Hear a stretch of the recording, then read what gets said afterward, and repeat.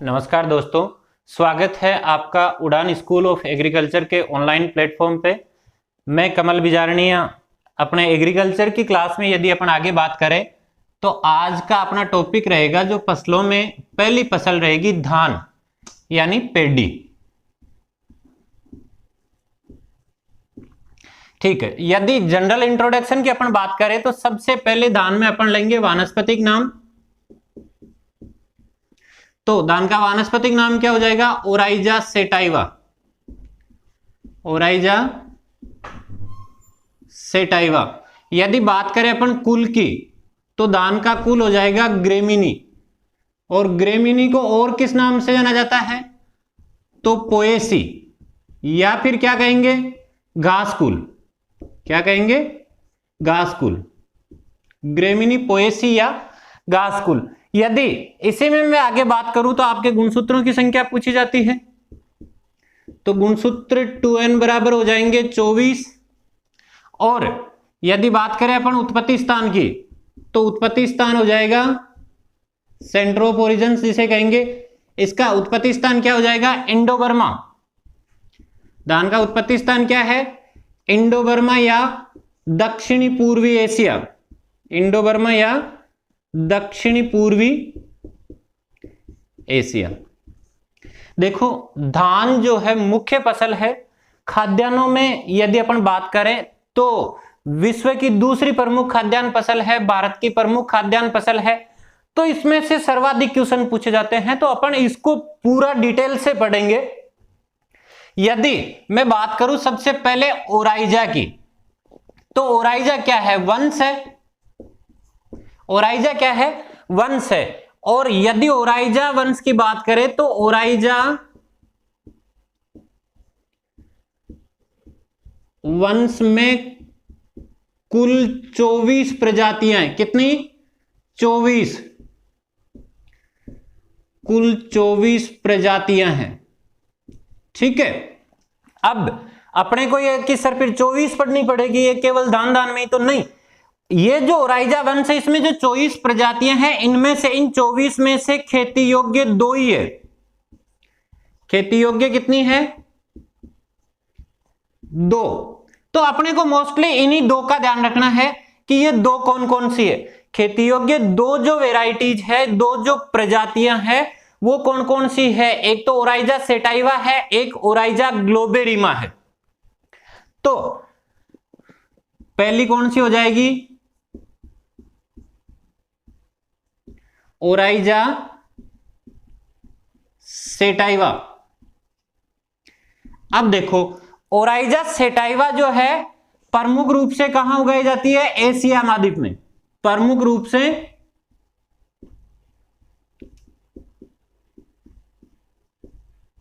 Asia में उगाई जाती है। कहां उगाई जाती है? एशिया में। और ध्यान रखना, विश्व का लगभग 90% धान, विश्व का 90% धान कौन उत्पादित करता है? एशिया ही उत्पादित करता है। विश्व का 90% धान कौन उत्पादित करता है? एशिया ही उत्पादित करता है। तो 90% कौन सा? ओराइजा सेटाइवा ही उगाई जाती है। दूसरी कौन सी है? तो दूसरी है ओराइजा ग्लोबेरिमा। कौन सी है? ओराइजा ग्लोबेरिमा। अब ये ओराइजा ग्लोबेरिमा जो है वो मोस्टली कहां उगाई जाती है? तो ये दक्षिणी अफ्रीका में उगाई जाती है। ये केवल दक्षिणी अफ्रीका में उगाई जाती है। कहां उगाई जाती है? केवल दक्षिणी अफ्रीका में उगाई जाती है। ये एशिया में नहीं उगाई जाती है। अब अपन आगे लेके चलेंगे तो अपने को मोस्टली ओराइजा सेटाइवा पे अपन कॉन्सेंट्रेट करेंगे। धान में यदि मैं बात करूं तो धान के उत्पादन में भारत जो है इसका चीन के बाद दूसरा प्रमुख स्थान है। तो पहला किसका हो गया? चीन का, और दूसरा भारत का।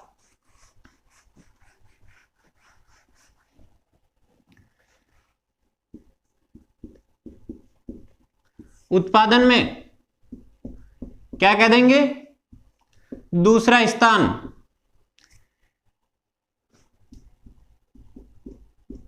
और यदि बात करें प्रथम की, तो प्रथम किसका है? तो प्रथम हो जाएगा आपके चीन का। प्रथम किसका हो जाएगा? चीन का। यदि बात करें भारत की, कि भारत में सर्वाधिक धान जो है वो कहां उत्पादित होता है? यदि बात करें भारत की, तो भारत में सर्वाधिक धान उत्पादन और क्षेत्रफल दोनों ही किसका है? पश्चिमी बंगाल का। किसका है? पश्चिमी बंगाल का। उत्पादन और क्षेत्रफल दोनों ही, उत्पादन व क्षेत्रफल। लेकिन एक चीज का ध्यान रखना, उत्पादन और उत्पादकता दोनों में काफी अंतर है। तो उत्पादकता किसकी हो जाएगी? उत्पादकता सर्वाधिक किसकी हो जाएगी? पंजाब की है। सर्वाधिक उत्पादकता किसकी है? पंजाब की है। यानी पर हेक्टेयर प्रोडक्शन जो है वो सर्वाधिक कहां होता है? पंजाब में होता है। अब यदि अपन ओराइजा सेटाइवा को लेके चले, तो ओराइजा सेटाइवा जो है इसकी 3 उप प्रजातियां हैं।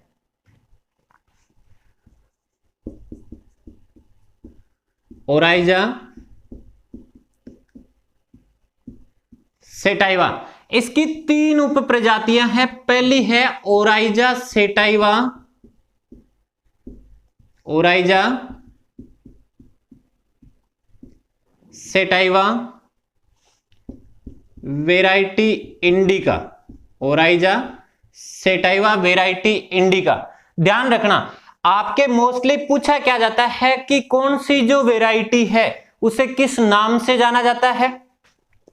तो ओराइजा सेटाइवा जो है इंडिका नाम से पता चल रहा है कि प्रमुख रूप से भारत में उगाई जाती है। और इसे किस नाम से जाना जाता है? तो अपन कह सकते हैं कि इसे उष्ण कटिबंधीय चावल के नाम से भी जाना जाता है, या उष्ण कटिबंधीय धान के नाम से भी जाना जाता है। किस नाम से? उष्ण कटिबंधीय धान या उष्ण कटिबंधीय चावल के नाम से भी जाना जाता है। और प्रमुख रूप से कहां उगाई जाती है? तो प्रमुख रूप से भारत में उगाई जाती है। प्रमुख रूप से भारत में, ध्यान रखना। इसके बाद Oryza sativa variety japonica. Oryza sativa variety japonica. तो ये जो जपोनिका है इसे क्या कहते हैं? उपोष्ण कटिबंधीय धान। इसे उपोष्ण कटिबंधीय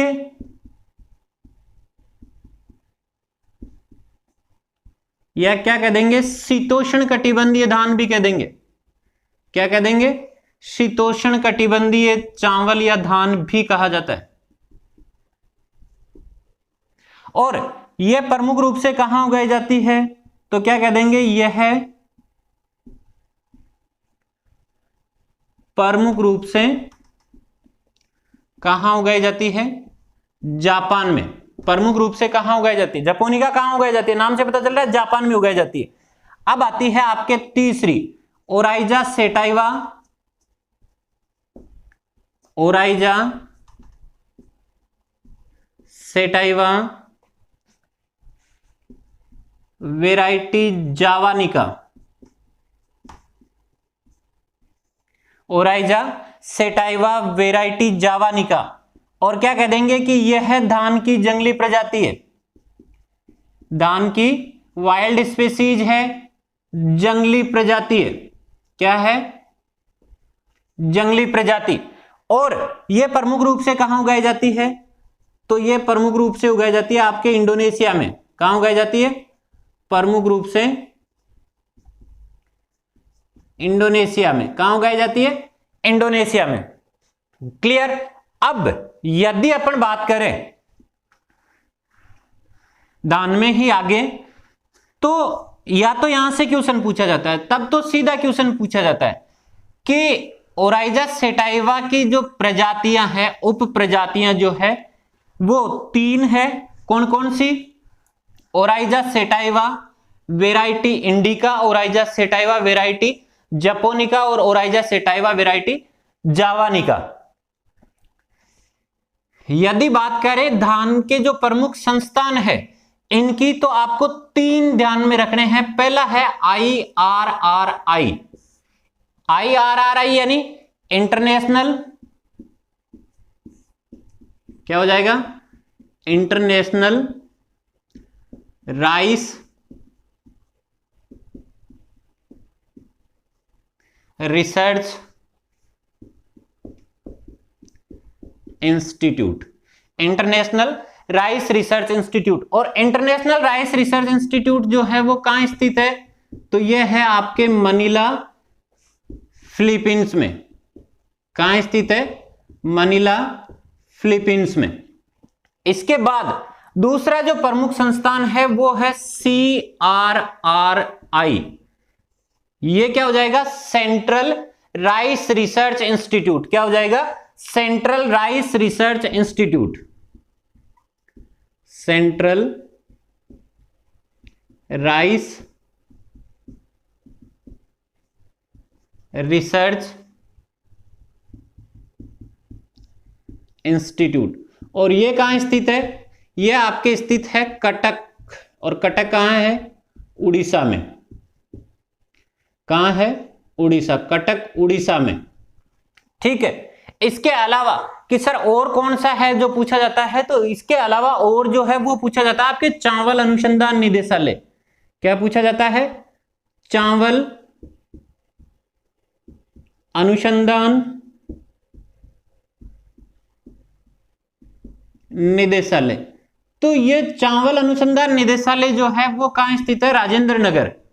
और राजेंद्र नगर कहां, राजेंद्र नगर हैदराबाद। कहां, राजेंद्र नगर हैदराबाद में। ठीक है।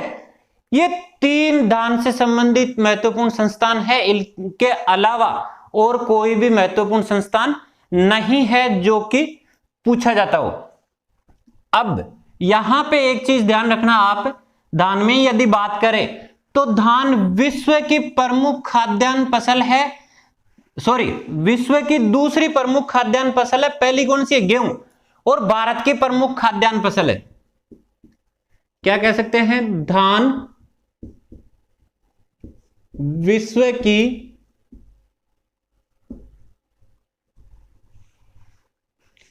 दूसरी प्रमुख खाद्यान्न फसल है, दूसरी प्रमुख खाद्यान्न फसल है, तथा भारत की प्रमुख खाद्यान्न फसल है, भारत की प्रमुख खाद्यान्न फसल है। चीन के बाद सर्वाधिक धान का उत्पादन करता है भारत। चीन जो है उसके बाद सर्वाधिक कहां उत्पादित होता है, भारत में। यदि ओराइजा सेटाइवा के मैं बात करूं तो ओराइजा सेटाइवा और ओराइजा ग्लोबेरिमा आपके जो 2 प्रजातियां उगाई जाती है, इनका जंगली जनक जो है, तो धान का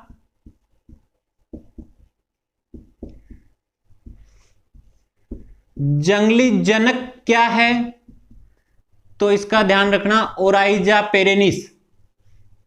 क्या है, ओराइजा पेरेनिस। ठीक है। अब यदि अपन बात करें इसके पोषक मान की, तो धान में सबसे पहले क्या बात करेंगे, वसा।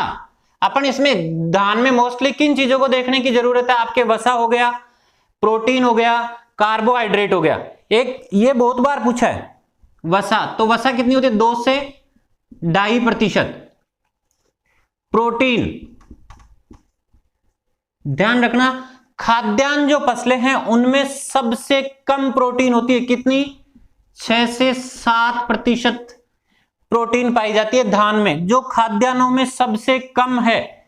और इसकी प्रोटीन जो है वो क्या कहलाती है, ओराजेनिन कहलाती है। धान की प्रोटीन क्या कहलाती है, ओराजेनिन। पूछा हुआ क्वेश्चन है, धान की प्रोटीन कहलाती है। जैसे आपके गेहूं की प्रोटीन ग्लूटीन कहलाती है ना, गेहूं की प्रोटीन क्या कहलाती है? ग्लूटीन कहलाती है। उसी प्रकार धान की जो प्रोटीन है वो क्या कहलाती है? ओराजेनिन कहलाती है। प्रोटीन के बाद आपके कार्बोहाइड्रेट पूछा जा सकता है, तो धान जो है इसमें कार्बोहाइड्रेट पाया जाता है 78 से 79%। धान में कार्बोहाइड्रेट कितना पाया जाता है? 78 से 79%। यदि अब अपन आगे बात करें धान की, तो जनरल इंट्रोडक्शन में अपन ले सकते हैं कि धान का जो दाना है वो क्या कहलाता है? पुष्पक्रम क्या कहलाता है?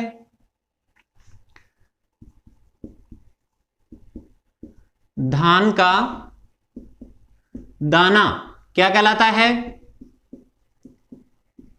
कैरियोप्सिस, बहुत बार पूछा जा चुका है। क्या कहलाता है? कैरियोप्सिस, ध्यान रखना इसका। धान का दाना क्या कहलाता है? कैरियोप्सिस कहलाता है। पुष्पक्रम बहुत बार पूछा जा चुका है, तो पुष्पक्रम क्या कहलाता है? पेनिकल। धान का पुष्पक्रम क्या कहलाता है? पेनिकल कहलाता है। यदि मैं बात करूं परीक्षण बार की, अब गुरुजी समूहफली तो दिक्कत आओगी, परीक्षण बार हुआ कहीं है, तो आप पहले बीज पढ़ियो। बीज में पढ़ा था टेस्ट वेट, परीक्षण बार। किसी भी फसल के 1000 दानों का वजन उस फसल का परीक्षण बार कहलाता है। क्या? किसी भी फसल के 1000 दानों का वजन उस फसल का परीक्षण बार कहलाता है। तो इसके 1000 दानों का वजन कितना होता है? 24 ग्राम। कितना होता है? 24 ग्राम। यदि ध्यान रखना, धान का परीक्षण बार पूछे 24 ग्राम, यदि पूछे बासमती धान का, बासमती धान का परीक्षण बार, तो बासमती धान का परीक्षण बार होता है 21 ग्राम। क्लियर? और ये क्या है, कभी कभी मतलब फॉर जनरल इंफॉर्मेशन, या तो परीक्षण बार पूछा जाता है या बीज सूचकांक, सीड इंडेक्स पूछा जाता है। तो बीज सूचकांक क्या होता है? किसी भी फसल के 100 दानों का वजन। यदि फिर किसी भी फसल के बीज सूचकांक पूछा जाए, तो मैं परीक्षण बार पता है तो 100 का भाग दे दो, वो आ जाए, सॉरी 10 का भाग दे दो, वो आ जाएगा। जैसे इसका बीज सूचकांक कितना हो जाएगा? 2.4 ग्राम। आगे अपन धान में यदि बात करें तो मोस्टली आपके उत्पादन के आधार पे अपन बात करें,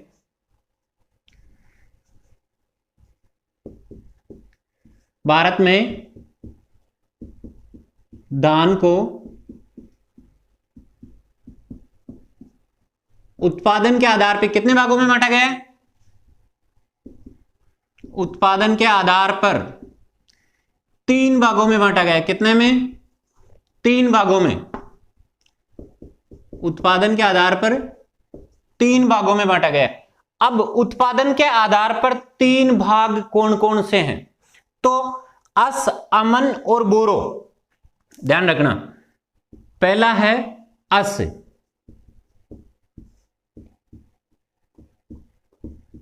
ठीक है। अब सर ये अस जो है वो क्या है? तो देखो, अस जो शब्द है इसकी उत्पत्ति कौन सी भाषा से हुई है? तो संस्कृत भाषा से हुई है। कौन सी भाषा से हुई है? संस्कृत भाषा से। और संस्कृत भाषा के कौन से शब्द से? तो संस्कृत भाषा का शब्द कौन सा है? आंसू। संस्कृत भाषा के किस शब्द से? आंसू से हुई है। और ये आपका जो आंसू है इसका अर्थ क्या होता है? तो इसका अर्थ होता है शीघ्र या जल्दी। शीघ्र या जल्दी। तो अपन क्या कह सकते हैं? इसमें अपन यूं कह सकते हैं कि इसे अगेती फसल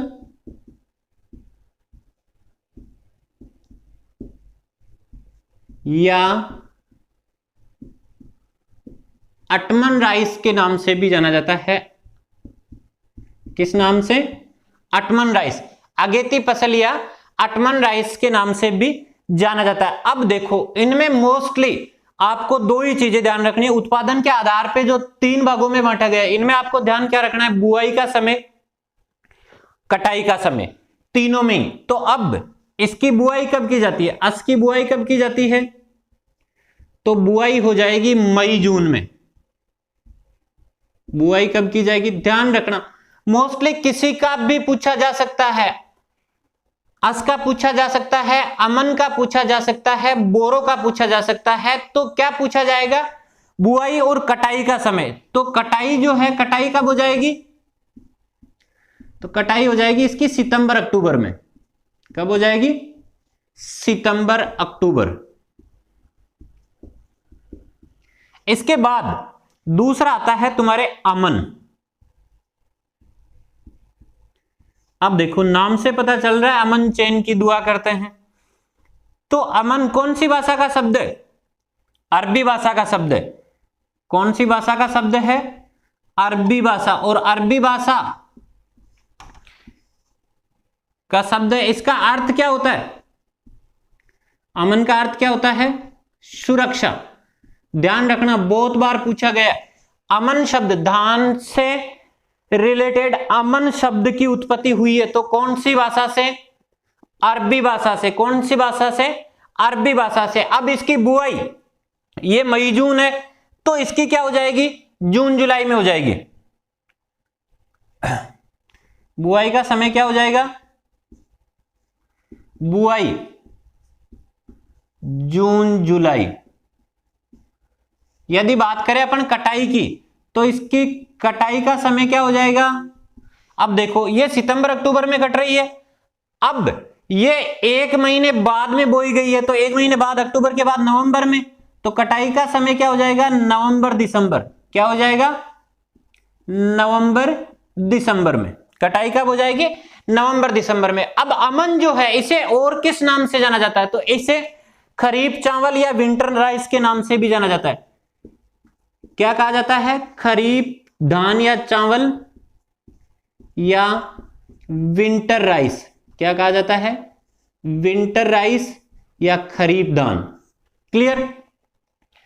अब आपके तीसरा आता है बोरो, यानी जो जलमग्न भूमियां हैं उनमें, या निचली जो जलमग्न भूमियां हैं उनमें धान की बुआई बोरो कहलाती है। निचली जलमग्न भूमियों में धान की बुआई क्या कहलाती है, बोरो कहलाती है। सॉरी, तीसरा बोरो। तो क्या कह देंगे, निचली जलमग्न भूमियों में, निचली जलमग्न भूमियों में धान की बुआई। अब अपने को दो चीजें ध्यान रखनी है, एक बुआई का समय और एक कटाई का समय। तो आपके बोरो जो है इसकी बुआई कब की जाती है, दिसंबर जनवरी, और कटाई कब की जाती है, मार्च अप्रैल में। तो बुआई का समय क्या हो जाएगा, दिसंबर जनवरी, और कटाई का समय क्या हो जाएगा, मार्च अप्रैल। कटाई कब की जाती है, मार्च अप्रैल में। यहां से हर बार एक क्वेश्चन पूछा जाता है। ध्यान रखना है आपको कि उत्पादन के आधार पे 3 भागों में बांटा गया है, अस, अमन और बोरो। इनमें बुआई का समय और कटाई का समय, अस जो है इसमें मई जून हो जाएगा, फिर अमन जो है उसमें क्या हो जाएगा, जून जुलाई हो जाएगा, और बोरो जो है उसमें क्या हो जाएगा, दिसंबर जनवरी। मोस्टली बुआई का समय ज्यादा पूछा जाता है, सबको क्लियर होना जरूरी है। इसके बाद कुछ टर्मिनोलॉजी है जहां से क्वेश्चन पूछे जाते हैं। टर्मिनोलॉजी में आपके एक शब्द आता है ओटाई, दान में ओटाई प्रतिशत। ओटाई प्रतिशत क्या कहेंगे, हलिंग परसेंट। अब ओ गुरुजी ओटाई प्रतिशत कहेंगे, हलिंग परसेंट कहेंगे। तो दाना जो होता है, जब भी अपन चावल जानते हैं मोस्टली, तो चावल के ऊपर जब छिलका लगा हुआ होता है तो उसे धान कहते हैं, यानी छिलके सहित फसल को धान कहते हैं, या धान की उगी हुई या चावल की उगी हुई फसल को पैडी कहते हैं, और दाने के ऊपर जब तक छिलका लगा होता है तब तक धान कहते हैं। तो ये छिलका और दाना जो है उसे अलग अलग जब करते हैं तो इस क्रिया को ओटाई नाम से जानते हैं। और ये ओटाई जो है वो 1:3 होती है। धान में ओटाई प्रतिशत कितनी होती है? 1:3 होती है, यानी दाने व छिलके का अनुपात। क्या कहेंगे? दाने व छिलके का अनुपात 1:3 होता है। 66% दाना होता है और 33% जो है वो क्या होता है? आपके छिलका होता है। यदि मैं इसी में आगे आपके एक और बात करूं तो आपके टर्मिनोलॉजी में एक और शब्द जो इससे रिलेटेड है, पडलिंग पूछा जाता है। पडलिंग क्या होता है? तो खेत में पानी भरकर गुदला या गारा करना, क्या कहेंगे? गुदला या गारा करना क्या कहलाता है? पडलिंग कहलाता है। एक और शब्द आता है बुसनिंग, ये बहुत बार पूछे गए। बुसनिंग का संबंध है, तो बुसनिंग का संबंध धान से है। धान की खड़ी फसल में बुआई के लगभग 40 दिन बाद करते हैं। ये धान की खड़ी फसल में खरपतवारों या अधिक पौधों को निकालना। धान की खड़ी फसल में खरपतवारों या अधिक पौधों को कैसे निकालना? हल चलाकर निकालना। कैसे निकालना? हल चलाकर निकालना क्या कहलाता है? बुसनिंग कहलाता है। तो इनका आपको थोड़ा ध्यान रखना है कि ओटाई प्रतिशत कितनी होती है। तो ओटाई प्रतिशत 66% होती है, 1:3 होता है। दाने व छिलके का अनुपात 1:3 होता है। पडलिंग यानी अपन जब रोपाई करते तो उससे पहले खेत में पानी भरते हैं, पानी भरकर गारा करते हैं, उसे पडलिंग कहते हैं। बुसनिंग यानी धान की फसल जब 40 से 45 दिन की हो जाती है तो खड़ी फसल में हल चलाकर खरपतवारों को निकालना, या पौधों की संख्या यदि खेत में ज्यादा है तो उन पौधों की संख्या को कम करना क्या कहलाता है? बुसनिंग कहलाता है। इसके बाद आपके आता है बीज दर। बीज दर देखो, अलग अलग विधि में, धान में कई विधियां अपनाई जाती है बुआई की, तो अलग अलग विधि में अलग अलग बीज दर रखी जाती है। यदि मैं बात करूं छिड़कवा विधि की, तो छिड़कवा विधि जो है, छिड़कवा विधि में बीज दर रखी जाती है कितनी? 100 किलोग्राम, या अपन यूं भी कह सकते हैं कि साधारण बुआई में कितनी रखी जाती है? 100 किलोग्राम पर हेक्टेयर। इसके बाद जब ड्रिलिंग द्वारा आती है, क्या कहेंगे? ड्रिलिंग द्वारा बुआई में, तो ड्रिलिंग द्वारा बुआई में बीज दर कितनी रखी जाती है? 60 से 80, थोड़ी कम हो जाएगी, 60 से 80 किलोग्राम पर हेक्टेयर। अब यदि इससे आगे अपन बात करें तो एक धान की बुआई की विधि है डेपोग विधि। ये इसमें बहुत बार पूछी गई है। डेपोग विधि जो है, तो डेपोग विधि में बीज दर कितनी रखी जाती है? तो डेपोग विधि में बीज दर रखी जाती है 3 किलोग्राम पर मीटर स्क्वायर। ध्यान रखना, हर जगह किलोग्राम पर हेक्टेयर है, यहां पे क्या कह रहे हैं? 3 किलोग्राम पर मीटर स्क्वायर। अब यहां आपको पता होना चाहिए कि डेपोग विधि जो है इसमें नर्सरी का क्षेत्रफल कितना रखा जाएगा। तो डेपोग विधि में नर्सरी का क्षेत्रफल जो है वो कितना रखा जाता है? 25 से 30 मीटर स्क्वायर या वर्ग मीटर। 25 से 30 वर्ग मीटर कितना रखा जाता है? 25 से 30 वर्ग मीटर। अब 1 मीटर में कितना? 3 किलोग्राम। तो 25 से 30 में कितना हो जाएगा? 75 75 से 90 किलोग्राम 1 हेक्टेयर के लिए बीज हो जाएगा। ठीक है। यदि बात करें तो इस विधि में 11 से 14 दिन में पौध रोपाई योग्य हो जाती है। 11 से 14 दिन में पौध रोपाई योग्य। और यदि डेपोक विधि की बात करें कि आविष्कार कहां हुआ, तो इसका आविष्कार कहां हुआ था, कहां से लाई गई है, तो ये फिलीपींस से आविष्कार कहां हुआ है, फिलीपींस में। क्लियर। इसके बाद धान में बुआई की एक और विधि आती है SRI विधि या श्री विधि। ये सन 2018 BHU में एक क्वेश्चन पूछा गया था, बिल्कुल सीधा क्वेश्चन पूछा गया था और मतलब बहुत से स्टूडेंट्स के नहीं समझ में आया, सीधा यूं लिखा था, श्री का संबंध है। अब जिसने इसको ऐसे श्री पढ़ा ना, उसके किसी के नहीं समझ में आया कि ये श्री का क्या संबंध होगा। कहीं कि गुरुजी वो नाम पहले लगा उसको श्री है क्या, नहीं। इंग्लिश में जिन्होंने पढ़ लिया ना, तो उन्होंने पढ़ा था SRI का संबंध है। तो SRI जो है सबको पता चल गया इसका दान से है। तो यदि मैं बात करूं SRI विधि की, SRI, तो इसका आविष्कार कहां हुआ, इसका भी आविष्कार फिलीपींस में। SRI विधि का आविष्कार कहां हुआ, फिलीपींस में। अब किसके द्वारा, तो किसके द्वारा, मेडगास्कर द्वारा। किसके द्वारा, मेडगास्कर के द्वारा। कहां, फिलीपींस में। अब SRI विधि जो है इसमें 9 से 11 दिन में पौध रोपाई योग्य हो जाती है। 9 से 11 दिन में पौध रोपाई योग्य। बीज दर कितनी रखी जाती है, तो बीज दर रखी जाती है 5 kilogram per hectare. 5 kilogram per hectare. WO में पूछा गया था धान की कौन सी विधि में सबसे कम बीज दर रखी जाती है।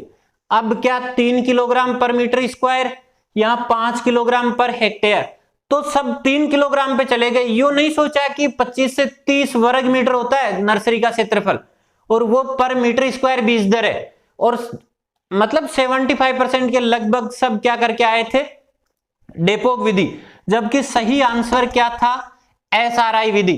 तो यह आपको ध्यान होना चाहिए, थोड़ा सा क्वेश्चन को घुमाया जाता है और इसमें ज्यादा कोई वो नहीं है। इसके बाद यदि अपन देखें धान में, तो बुआई की मोस्टली यही विधियां हैं। आपके संकर धान जो है, संकर धान की बीज दर कितनी रखी जाती है, तो 15 से 20 किलोग्राम। संकर धान की बीज दर कितनी रखी जाती है, संकर धान 15 से 20 किलोग्राम संकर धान की बीज दर रखी जाती है। इसके अलावा अंतरण दूरी पूछी जा सकती है, यानी स्पेसिंग कितनी रखी जाती है, तो अंतरण दूरी आपकी कितनी हो जाएगी, 20 × 10 सेंटीमीटर। 20 × 10 सेंटीमीटर, यानी कतार से कतार की दूरी 20 सेंटीमीटर और पौधे से पौधे की दूरी कितनी रखी जाती है, 10 सेंटीमीटर। यह आपके सीड रेट हो गई, बीज दर हो गई, नर्सरी तैयार करने की विधियां हो गई।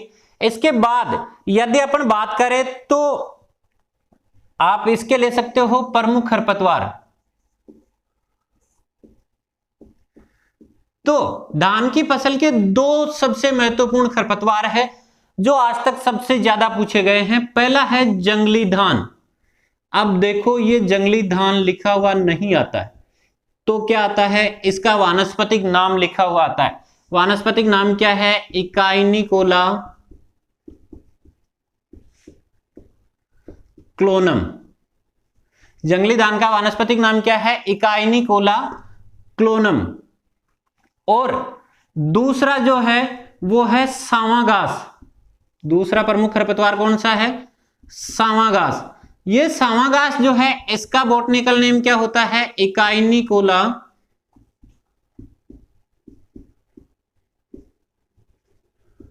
क्रूसगेली।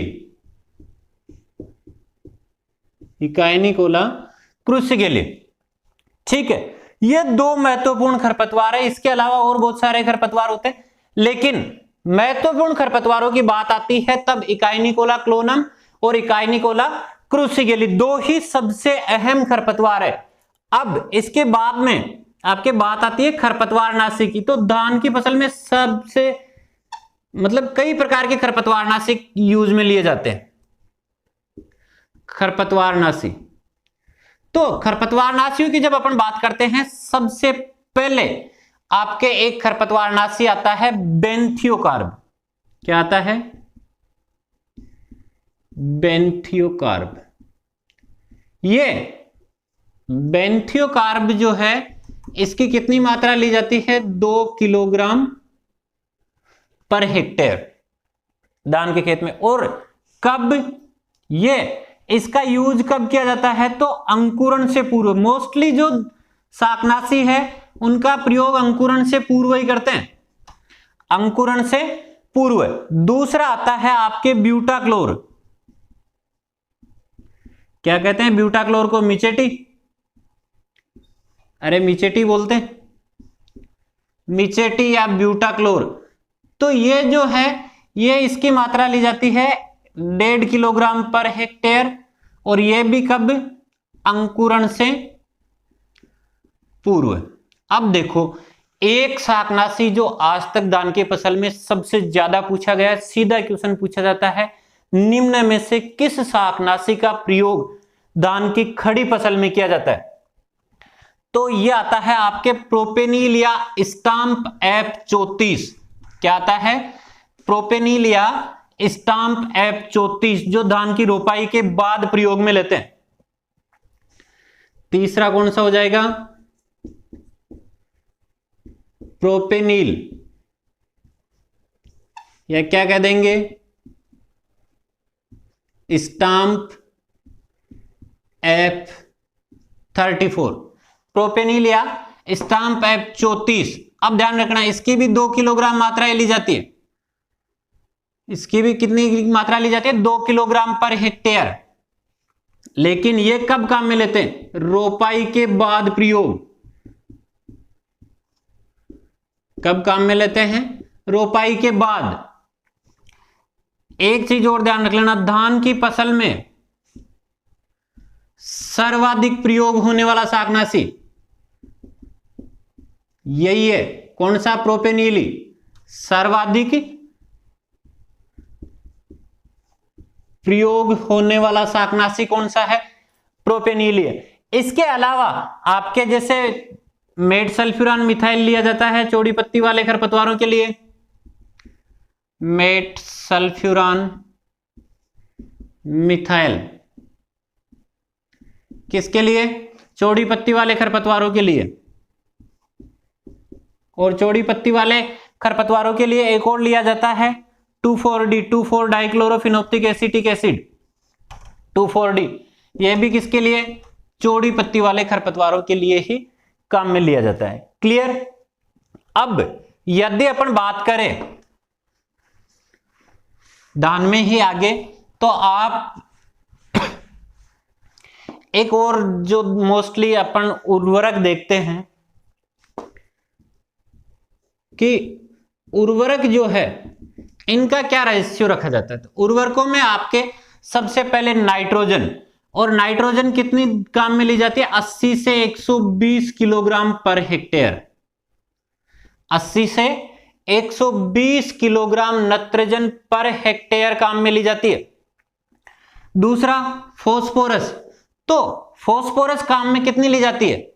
फास्फोरस ध्यान देना, देखो नाइट्रोजन कम पूछी जाती है, या तो पूछी जाती है फास्फोरस, या पूछी जाती है पोटास, या फिर क्या पूछा जाएगा? आपके जिंक पूछी जाती है।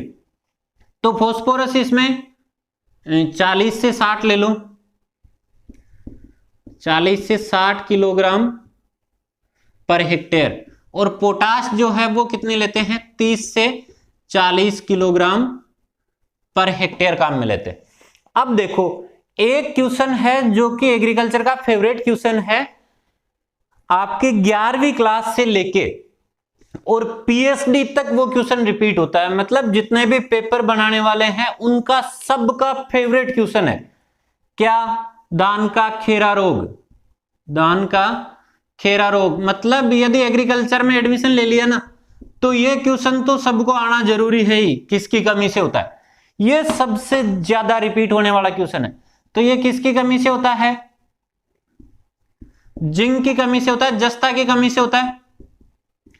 तो इसकी पूर्ति के लिए क्या करते हैं, 0.5% जिंक सल्फेट का प्रयोग करते हैं। 0.5% जिंक सल्फेट का छिड़काव करते हैं जस्ते की पूर्ति के लिए। क्लियर?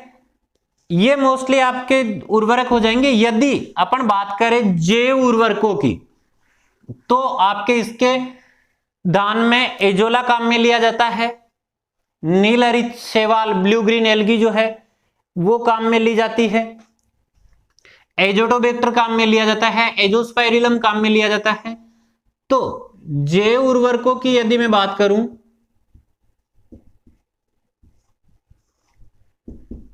जैव उर्वरक, तो धान की फसल में कौन से जैव उर्वरक है जो मोस्टली यूज में लिए जाते हैं या सबसे ज्यादा काम में लिए जाते हैं? तो एजोला अपने यहां पे सबसे ज्यादा क्या फायदेमंद रहेगा, नील हरित शैवाल, एजोला काम में लेते हैं। दूसरा है नील हरित शैवाल, ध्यान रखना ये ब्लू ग्रीन एल्गी जो है, नील हरित शैवाल। अब एक बार तो यूं पूछा गया था एजोला क्या है, तो ये है क्या, यदि देखा जाए तो एक जलीय फर्न है। क्या है एजोला? क्या है? एक जलीय फर्न है। क्वेश्चन कहीं से भी पूछा जा सकता है। नील हरित शैवाल, अब देखो इसमें नील हरित शैवाल की कितनी मात्रा काम में ली जाती है, 15 किलोग्राम पर हेक्टेयर मात्रा जो है वो धान के खेत में 20 किलोग्राम नत्रजन प्रदान करती है।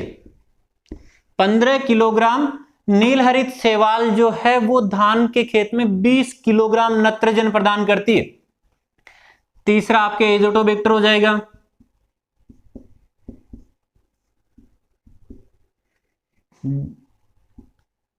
एजोटोबैक्टर हो गया, और लो तो एजोस्पाइरिलम हो जाएगा। ठीक है, ये आपके जैव उर्वरक रहेंगे। इसके बाद में धान एक लेंथी टॉपिक है, तो आपके धान से रिलेटेड यदि मैं बात करूं तो या तो किस्में बची है, और किस्मों के बाद में प्रमुख रोग है, कीट है, और भंडारण व उपज है। तो ये अपन अगले टॉपिक में देखेंगे कल।